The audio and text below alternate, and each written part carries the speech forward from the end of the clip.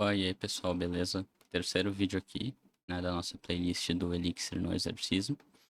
Bom, a gente vai fazer o terceiro exercício aqui.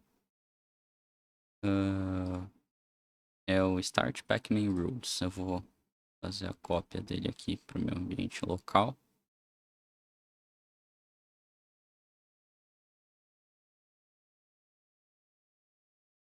Aqui executar. Beleza. Vamos abrir essa pasta. Bom, agora a gente pode começar sem rodeios, então eu já vou abrir direto aqui no README e ver o que a gente precisa fazer.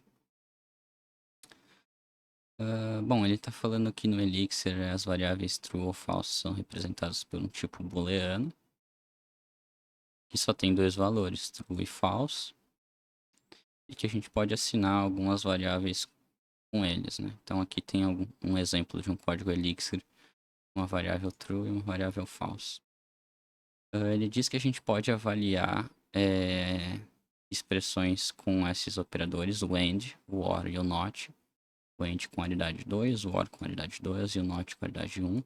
Mas que esses operadores são restritos a apenas valores booleanos como entrada. Então aqui ele dá um exemplo. Quando a gente escreve uma função que retorna um valor booleano, ele diz que é uma convenção que a gente termine essa função com interrogação e que essa mesma convenção se aplica às variáveis que guardam esse tipo de valor. Então aqui ele dá um exemplo de uma função que recebe um valor booleano A, outro valor booleano B e retorna A ou B. Aí repara que a função também tem uma interrogação. E vamos para as instruções. Ele fala que a gente tem que definir uma função getGhost, que é uma função que recebe dois argumentos, que é se o Pac-Man está com poder ativo e se o Pac-Man tocou em um fantasma. E isso vai retornar um booleano, dizendo se o Pac-Man comeu ou não um fantasma, né? Pegou ou não um fantasma, enfim. Então vamos implementar essa primeira função. Já está com tudo aqui já implementado para a gente, então é só escrever. Então ele diz na regra, tá, que ele tem que ter os dois poderes ativos, né? Então a gente vai utilizar o AND power and opa, perdido aqui já. Touch post. Beleza.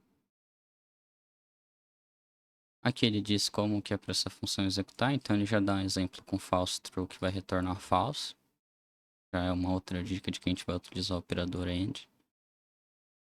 Aqui a função score, ele fala que recebe dois argumentos. Se o Pac-Man tá com poder e se ele pegou uma comidinha. E vai retornar um valor que indica o Pac-Man Score.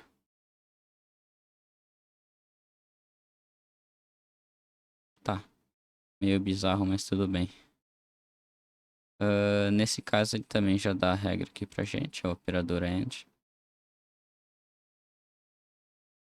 Provavelmente é uma função que indica se ele tem que calcular o score, né? Se ele tem que recalcular o score ou não. Não é exatamente a função que calcula o score de fato. Função lose é uma função que recebe dois parâmetros.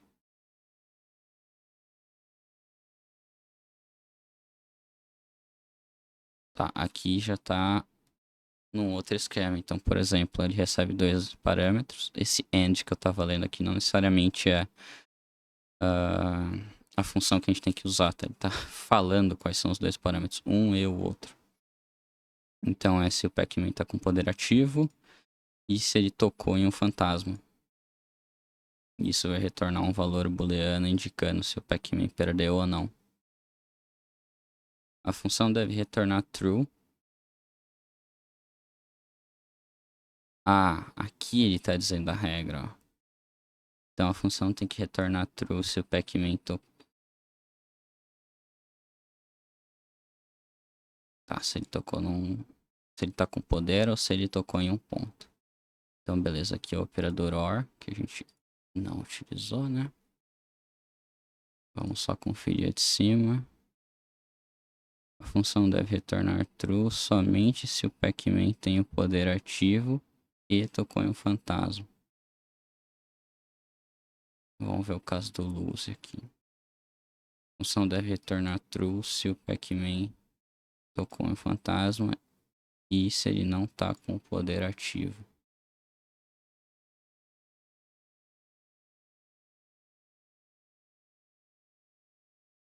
Então a gente tem que utilizar o not e o operador AND, touching. Ou seja, se ele não tinha o poderzinho para matar o fantasma e tocou no fantasma, ele perdeu, né? E a função vitória é uma função que recebe três parâmetros ou argumentos. Que é se ele comeu todos os pontos, se ele tá com poder ativo e se ele tocou num fantasma. E isso vai retornar um valor booleano indicando se o pacman ganhou. A função tem que retornar true se o pacman comeu todos os pontinhos e se ele não perdeu baseado nos outros dois argumentos. Então é as eating all dots e not, e eu posso chamar a função lose o power ativo. E pro touching ghost. Caralho.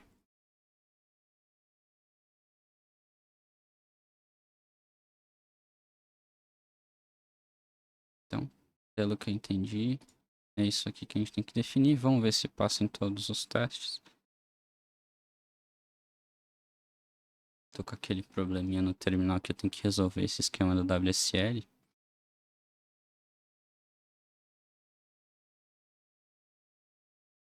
Aqui dentro também a gente pode definir variáveis, né? Quando esses caras, as expressões ficam muito grandes, pode acabar definindo alguma variável para auxiliar. Nesse caso eu acho que tá com uma semântica legal, então não vou fazer.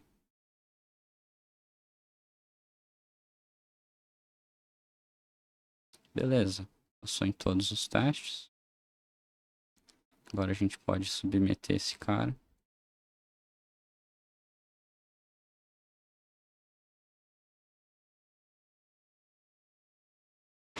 .lib/rules.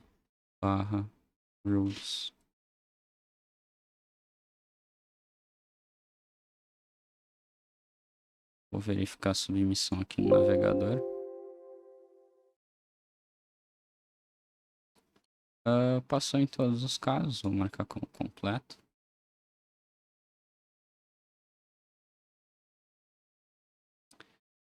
Bom, mais um exercício aí concluído para nossa listinha. Agora a gente sabe trabalhar com funções que utilizam operadores booleanos.